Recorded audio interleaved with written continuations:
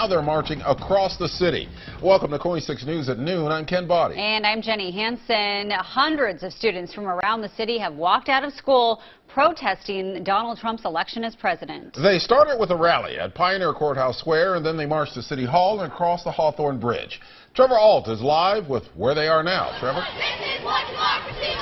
Well, this has been now a march of well over a mile that when I joined it was happening at Portland City Hall. There are hundreds of Portland Public School students here from Benson, Cleveland, Madison, Wilson. All of these schools have gathered together and they've been marching for well over a mile. Now, right now, we're at the intersection of 7th and Oak, and there does appear to be a crowd gathering of what has been so far a peaceful protest. In fact, at one point a man came up and shouted at this crowd and said, "You're being sore losers, you're protesting democracy," and they responded by chanting peaceful protest. Now, they've had a number of different messages as they've marched through the Portland streets. Again, while they have definitely shut down some streets, there's been some police closing off some intersections, but as a whole, they've mainly been allowed to do as they please. They marched all the way to 7th, then up north, went back at Morrison. Now they're again up at 7th and Oak.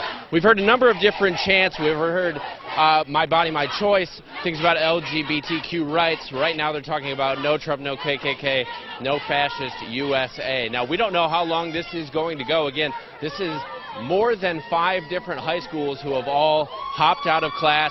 This protest, as I'm told, began at Pioneer Courthouse Square, and now it's still marching on. We don't know what the end target is for where this will stop, but for now it's showing no signs of stopping. So we'll send it back to you guys in the studio, and we'll keep out here live with this protest with any updates. All right. Thanks, Trevor. Looks like it might be going on for a while. We want to go now to Emily Sinovic live in downtown Portland with a look at how this rally began. Emily? Yeah, just about an hour ago, we were out here at Pioneer Courthouse Square, and this entire plaza was really filled with hundreds of students. We're talking about students from Beaumont, Irvington, MLC, Tabor, Sunnyside, Hosford, Cleveland, Wilson, Benson, Franklin, just to name a few. That's what PPS could confirm just a few minutes ago, but there could be more that we add to that list. Take a look at the video of what we shot just a few minutes ago before they started marching. When they first gathered here at Pioneer Courthouse Square, you had people speaking on the loudspeaker. Again, hundreds of people. They had different signs. Some were talking about minority rights, some talking about immigration rights, some fearful that they could be deported, some talking about a woman's right to choose. Again, students, none of them who had the opportunity to vote or could legally vote, but say they want to make sure that their rights aren't taken away in the future. Now, as far as was this condoned by schools or parents, I can tell you that I was talking to a couple students, a couple freshman girls, who were waiting outside of City Hall. They didn't end up marching, but they told me they were getting home, their dad was picking them up.